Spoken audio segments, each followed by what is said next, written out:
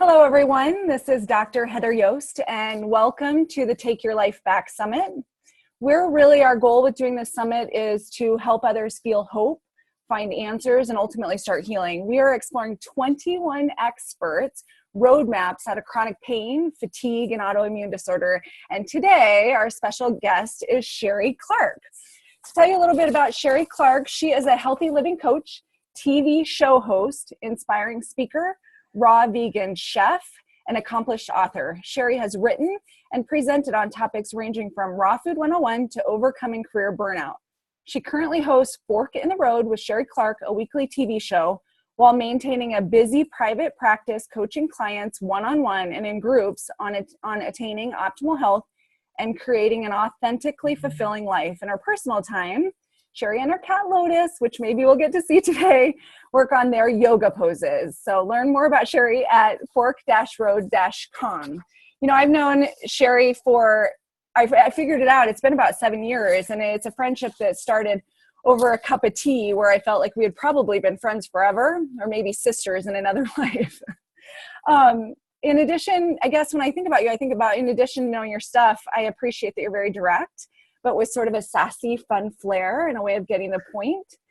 You're always honest. You don't really mess around, and you're one of the most passionate people when I know when it comes to helping others. So thank you for being here. You're somebody that I always wanted in my circle before I even knew you.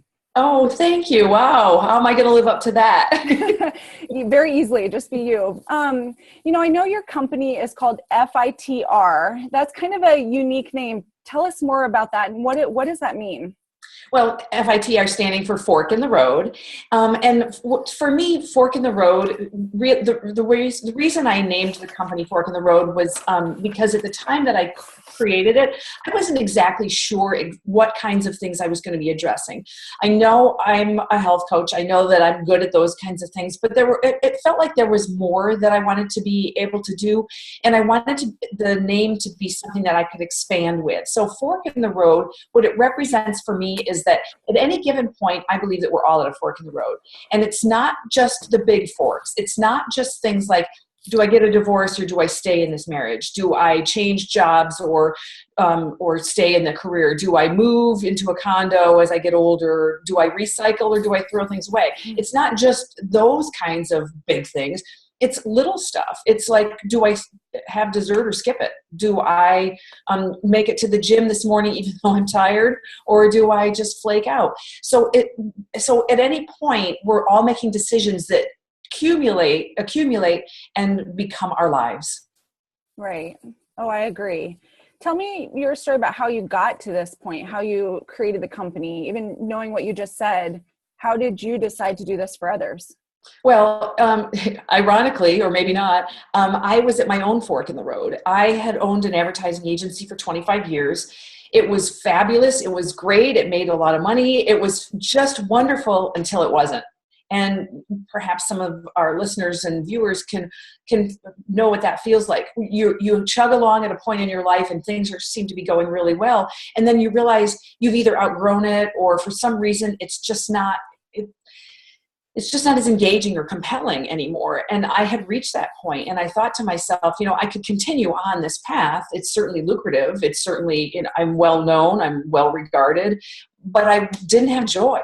And so I decided that because I was at my own fork in the road, that I was going to take the courageous path, which is not the easiest path every time. Mm-hmm. And the courageous path for me was to leave something that everybody in the world said, why would you go? Why would you walk away? Yeah, everybody's got problems and everybody's got issues and everybody's got things. But I knew there was something more for me, and I knew that there was something better. And I knew that the only way out was through. And so that's how I ended up doing what I'm doing now. I love to help others. I realized that the things that I was benefiting from, the things that I learned from in my own path, I could use my experiences to help others to get better at what they were doing. So that's the truth.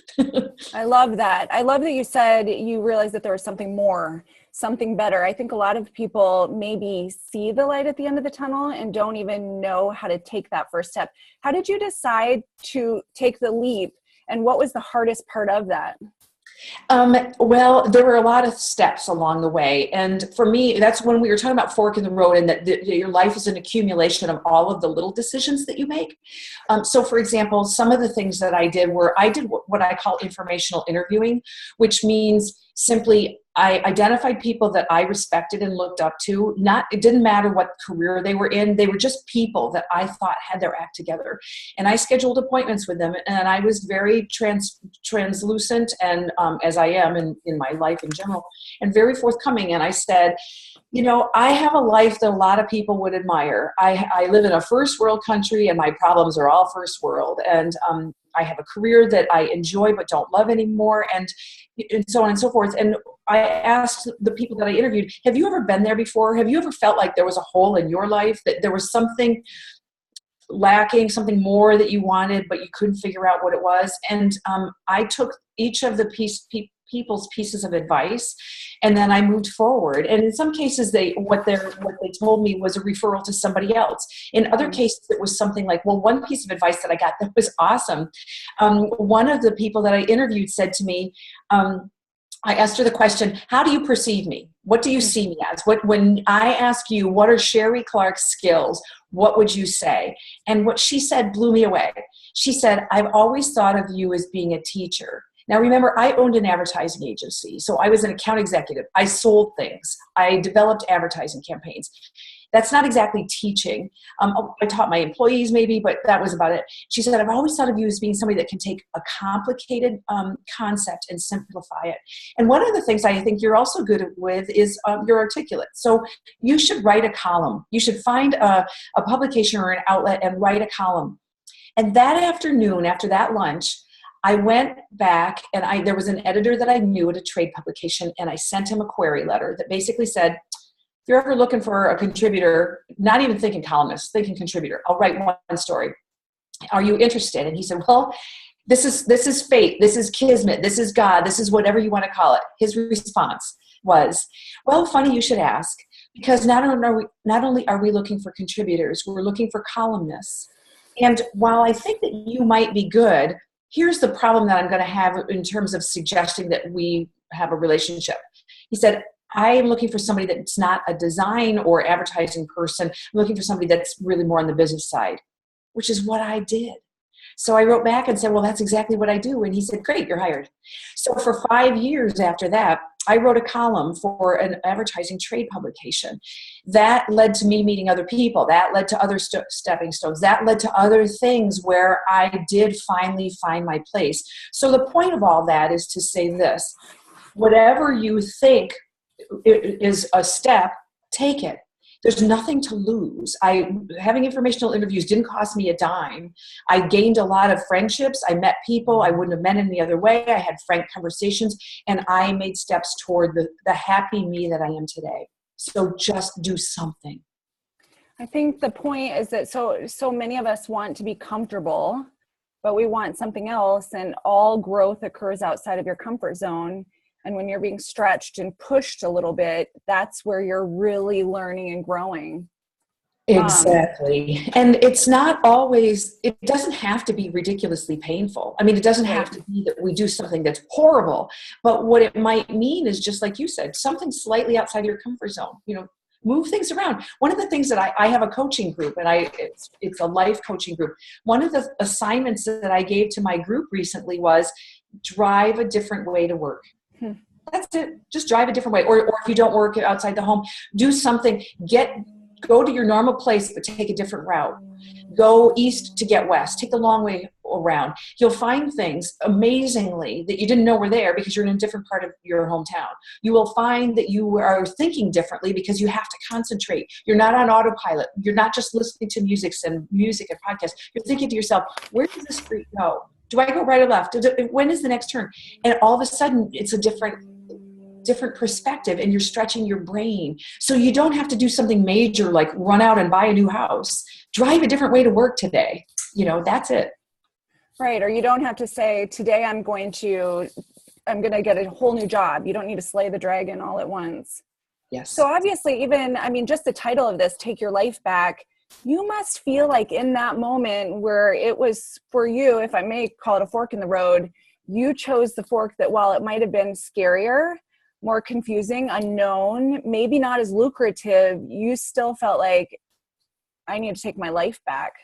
Yeah, absolutely. I knew, like we were saying, there's that feeling of discontent, that feeling of, well, nothing's really terribly wrong, but it's not all right either.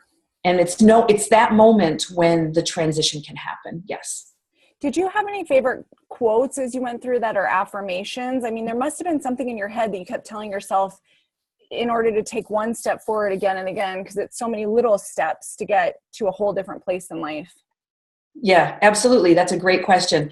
It's not an affirmation like you might think. It's this simple quote: if you keep doing what you're doing, you'll keep getting what you've got. And I love that quote, because what it says essentially is, if you're doing something and you don't like it, stop bitching and change it. Right. That's time is going to pass one way or another. It's going to pass anyway. So you might as well start doing something that you love, or getting to a point in your health that's the best health for you. So you work with, when you started, you've sort of had, or when you came to your fork in the road and you switched it, you've had different versions or cycles of this new road or path that you've been on. Tell us how you served people. I know that's so important for you, that you've decided to go from one career to really encompassing career of serving others. But how did those stages in this next career evolve? Great question too. Well, one of the things I think we need to remember is that people have a tendency, and I used to do it too, of compartmentalizing our lives. Like this part, and it's less prevalent in entrepreneurs, but people who are employed, for example, they think, this is my career life, this is my personal life, this is my faith life, these are my friends. And what I have found is that life is one big cluster. If things aren't going so well in one area of life, it's going to affect the other areas of life, like it or not. And the same thing with great things. We've all had friends that we've seen fall in love, and the friend looks fabulous. You know that something's up with him or her. In many cases, it's a her, because she's lost weight and she's glowing and whatever. And you'll find out that she's also knocking it out of the park at work, and that she's balancing all of the things at home. So if we can find those things that bring us joy and that really make things all come together, that's the key to it. So for me, because things weren't all great in one area, they weren't all great in most areas. It just slops over. So when you've got a hurt, I think it makes some sense to address it. I agree. I think that's a very valid point. So many of the times you hear people say you should leave your work at work and leave your personal life at home. And I agree that it's like organ systems in your body. The digestive tract is connected to the immune system, and so on and so forth. And when we start to look at doing something that we love, that's ultimately going to impact our health too, so that you're not waking, or you're not going every Sunday, holy crap, it's Monday tomorrow and happy hump day and TGIF. Like, that's just to me, a long way to live your life. You do something that you love and you never work a day in your life. Exactly. And you're absolutely right. So when things aren't right, like we've talked about, they need to be addressed, or you will end up with illness. And I believe that unhappiness in life and discontent is the thing that creates, it's the trigger, it's the extra brick on the load that tips us over, where we do become ill. And it's happened with me. I mean, I've had, when I had lower back pain, and I know that it had something to do with the work that I was doing. And it wasn't because I wasn't taking care of myself. It was because I didn't fit anymore. It wasn't bringing me joy, and it hurt. For those people that are out there thinking, how in the world could being upset actually affect how I feel? Could you expand on that a little bit? Yeah, absolutely. Well, I don't know if you read her, but some people may be familiar with Louise Hay and her whole philosophy of the body parts, and will tell the story of how things manifest. So, for example, I actually had a good friend who never smoked a cigarette a day in his life, never did anything, didn't even drink alcohol, and ended up with throat cancer. And I am convinced that part of the reason is that he also never spoke his truth. He didn't speak up. He was one of those people who never said what was on his mind. And at some point or another, I believe that the body manifests those things, and that eventually they can cause illness. So, and if that's a little too woo-woo for people, let's look at it this way. Have you ever said to yourself, I don't know, that whole thing just makes me sick? And you feel it in your stomach. And it's the whole, like if you read something in the paper, let's say you read about a pedophile, or you read about something just heinous, and it makes you sick and you feel it. Or if somebody gives you bad news, you've learned that someone has passed, for example, and you get a heartache. It's true. Those things happen. And if we can see it in our pets, when a pet is grown up with another pet and the pet passes, you see the grief in the remaining pet, and you see them, they've lost their appetite. There's a hole. So yeah, it definitely has an impact. And so one of the best things that we can do, if you need a reason to work on your career, to work on the things in your life that aren't quite up to snuff, do it so you don't get sick. Right. I think, to go back just a little bit, but expanding on that, you mentioned that now you're getting to a point where you're a life coach. You used the word life coach. I think that really expands on what you're currently talking about. Obviously, we need people to help us with our health, but what do you mean by a life coach? Okay, perfect. Well, I started out as a health and nutrition coach. So I was doing work one-on-one with people, helping them to have healthier diets, because that's something I've become good at. One of the things that I did when I wasn't all that happy initially in my career was I decided that while I was deciding what to do, I would at least bring joy into my life by doing things like I took cooking classes, and I went to nutrition school, and I learned how to be, I'm actually a raw vegan in my own personal practice. That's my own life. I learned how to create really delicious food in that regard. So it was something that I did while I was on my path to figure out what the next step was. And so I did one-on-one coaching with people, but I felt a little bit frustrated because I felt like I was changing one life at a time, and that was great, but I wanted to have a broader reach. And I also recognized, much of like what we're talking about here, it wasn't just that it's not like nobody knew they shouldn't eat more broccoli and fewer Doritos. They don't need to pay somebody money to have that message relayed. But what they needed was to look at how all of the pieces and parts of their life were intertwined. That the reason that they maybe ate too many Doritos was because they were frustrated at work, or because they ate too many sweets because there wasn't anything else sweet in their life. There was joy missing. And so you're doing something to bring that in, that whatever it is. And so I wanted to explore that aspect of how we eat. And I wanted to do that in community, because I also believe that in addition to learning from a coach or a guru of some sort, or having somebody that you look up to, that we also learn from our peers and our contemporaries, that by watching what they're going through, how they address things, by observing their thought patterns, we can make observations about our own and make change and shift. Supportive community is also the type of thing where it's almost like, and I know, Heather, that you've done some distance running and you're an endurance athlete.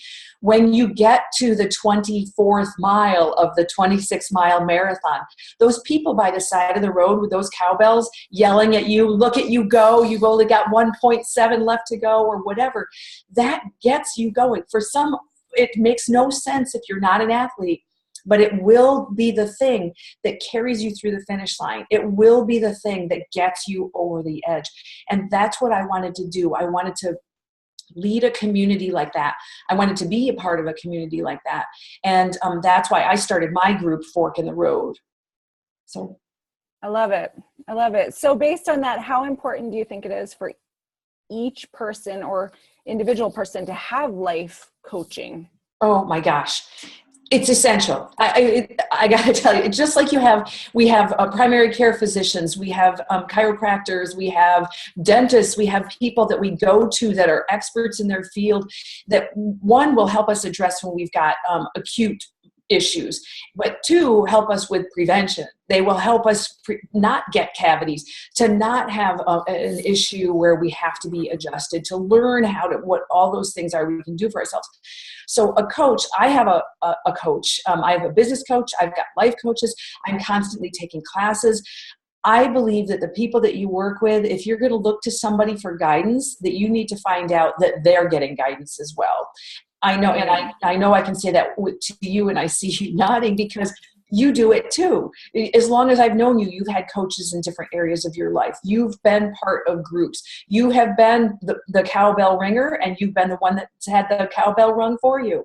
So it is essential. We cannot do this alone. And what the weird thing is, that comes from me, and I consider myself to be a little bit of a lone ranger. I am the oldest child in a very small family.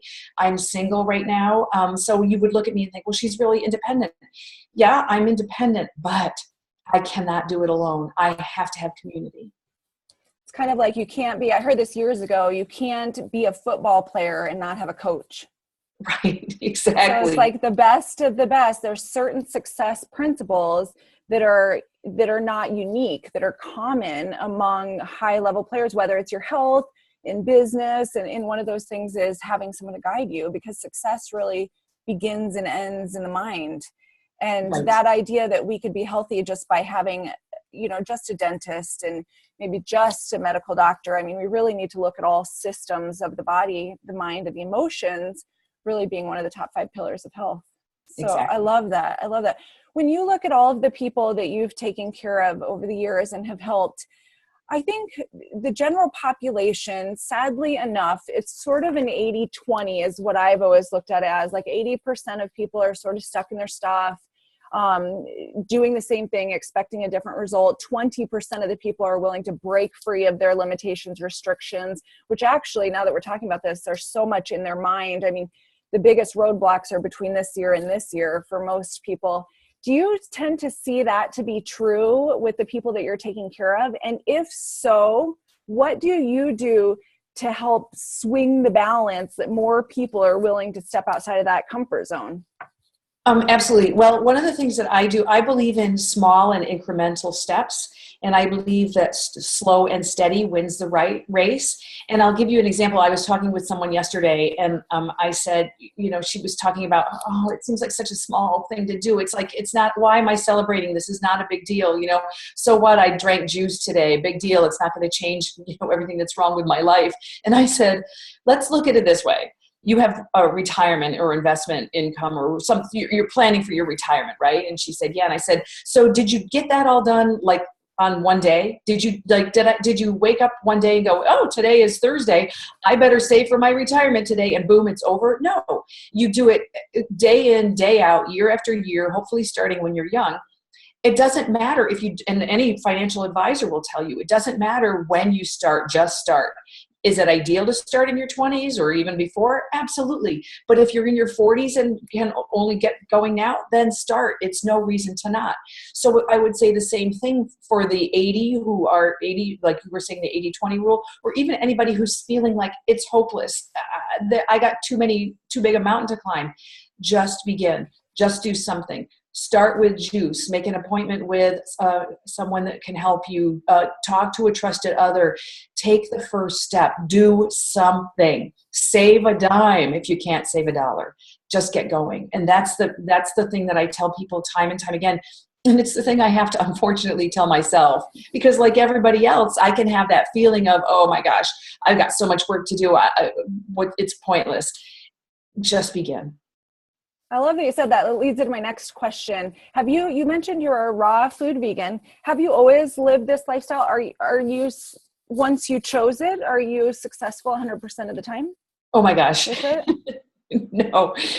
And Heather, you know me enough to know that I tell the truth always. And so, no, I am absolutely not, no, I'm not the epitome of perfection. I'm pretty darn good. And I'm an 80-20 rule. I would say even more than 80% of the time. I would say 85 to 90% of the time I'm good. But yesterday, there's a restaurant in town that I hadn't tried, and they have some really not so good things for you. And I had to taste it. I didn't eat the entire serving, but I tasted it, and it was not raw, and it was not something I probably should go back and do again. So no, I'm not perfect at it. And I also, to your point, got here in increments. I started actually my path as becoming a vegetarian because my father died when he was 42 years old of a heart attack, and I was told I had high cholesterol. and they wanted to give me Lipitor. This was many years ago. Were you overweight at that time? Were you not exercising? No, I was exercising. I was doing, it was, they Wow. said it was hereditary. My issue was the way I ate. I mean, I was a runner, but sometimes what happens is, when we're athletic and we don't gain weight because we stay active and burn off the calories, we make the assumption that these words are synonymous. Fit, thin, healthy. Those words sound similar, but they aren't all the same. You can be fit and thin and not be healthy. And you can be healthy and not necessarily thin, although it's a little bit more difficult to do. So no. So I started being vegetarian, and I was a junk food vegetarian. And many people who are listening can relate.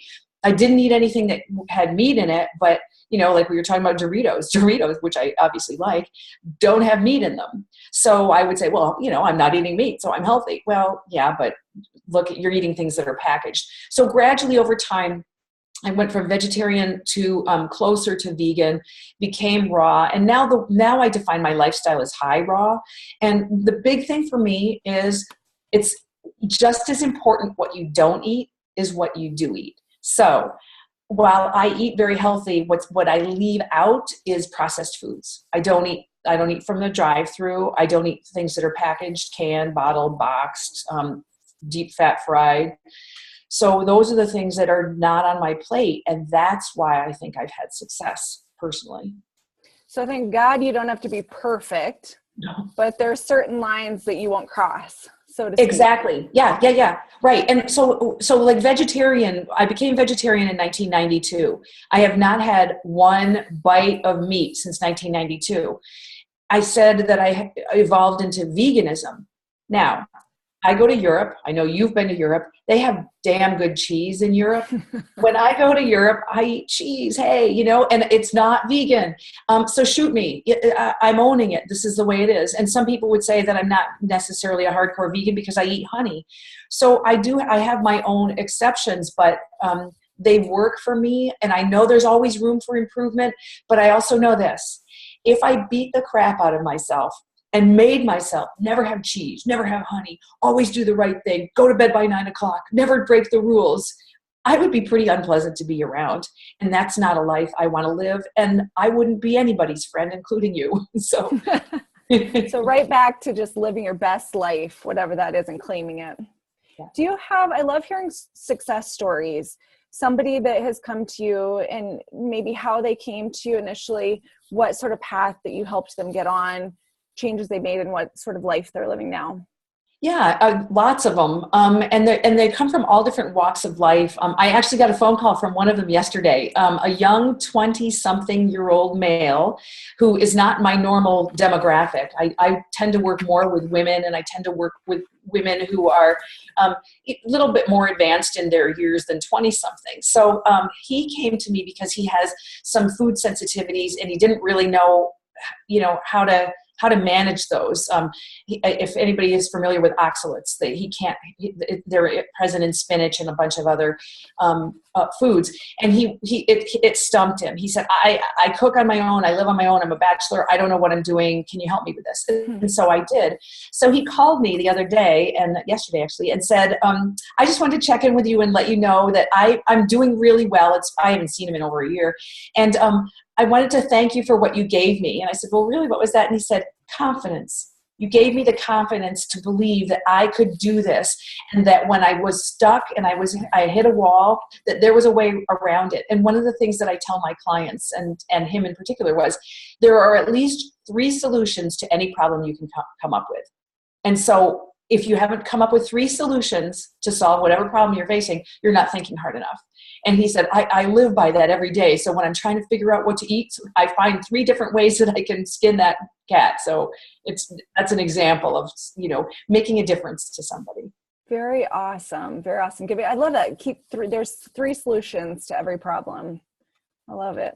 Well, I hate to start to wind this down a little bit. It's been fun. I'll chat with you any day. It's been fun to hang out. I want the listeners to really know and understand what are you offering to them that's going to be linked with this email.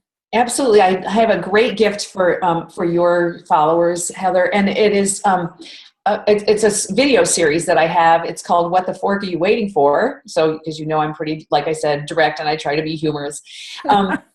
And it's a series of 3 videos, and it starts with what I believe is important for goal setting, and that is creating a vision board. So in it, I show your viewers not only how to create a vision board, but I share one that I created myself. And you'll also get to meet my cat Lotus, who hasn't been on the scene today. So I don't know he must be sleeping, but you'll get to meet him in that video because he did make an appearance that was not planned. It was actually kind of fun. The second video, I talk about juicing and the importance of that, and I've alluded to that. When I talk about juicing to people, I'm talking primarily vegetable juice, not heavy on the fruit juice. Let's not get sugar bombs in our bodies. Let's be mindful that vegetables are the place to be. And then the third video in the series, I talk about the references and resources that I particularly like. We're always asking our friends, what book are you reading? Or have you seen any good movies lately or whatever? And I share with your tribe what those things are that I like and read. And the thing that might surprise you is they're not all brand new, and they're not all like on Oprah's bestseller list or whatever. Some of them were actually, there was a couple books that were written before I was born. So I think it'll be really enlightening to people. There are handouts that go with those videos. If you enjoy it, they'll be able to drop me an email and we can have a conversation if they want. So I am thrilled to provide this to you because I really think it's a valuable resource. Gosh, thank you so much. That might even be something that the viewers would want to share with a friend or a family member that could link in and take advantage of that too. Very, Absolutely. Very awesome. Okay, before we close, I am one of those people, I'm going to admit it, I love knowing what's in someone's refrigerator. So if I was to come into your home, like right now, and I opened up, what are 2 things that we would always see in your refrigerator? Okay, well, that's a great question. I wish that I could pick you up and take you into my fridge and you could see it. You're always going to find homemade pickles because I am always I love fermented foods. And we have a great farmer's market here in Des Moines. And so I buy, when they're in season, the little pickling pickles, and I make them by the half-gallon jar. And they're just nothing like the kinds that you can buy at home. I did not know that. I love it. Okay, one more. And then you'll also find some kind of homemade non-dairy milk. So right now what's in there, I have coconut milk, which I made by opening a young coconut and combining the flesh inside and the water, and then adding a little bit extra filtered water to thin it out. And that's what I have if I make some homemade granola or something like that. So those would always be in there. Love it. Okay, one more question, then we'll wrap up. If you were stuck on a desert island and you can only bring 2 products or supplements, what 2 products or supplements would you bring? Wow, hard question. Okay, well, let's see. A product might be an appliance. I'm assuming there's electricity on this island. I'm just going to assume that. I really love my Vitamix. I use my Vitamix almost every day. I make matcha lattes in it. So I use matcha tea and that almond or the coconut milk that I just mentioned, a little bit of vanilla powder and maybe a drizzle of honey. That's my morning drink. So that, or a smoothie. So that would be one thing. And then a product or a supplement? A supplement. I don't do a ton of supplementation. When I do, it's oftentimes chlorella. I like greens because I'll make wheatgrass sometimes, but once in a while I'm too busy in the morning to juice my wheatgrass, and so I'll take chlorella as a supplement. So I guess I would settle with that. Very good. Very good. Well, thank you, Sheree, for joining us today. Thank you to all the listeners who tuned in to today's summit session with Sheree. Please watch your inbox every single morning because we don't want you to miss the invitation to hear the next speaker. We're really on a mission to help people live better lives, and we want you to feel hope. I think at the end of this talk, you were absolutely left with a lot of hope that you can find some answers and start healing. So again, this is Dr. Heather Yost. Take care, be well, and we'll see you tomorrow.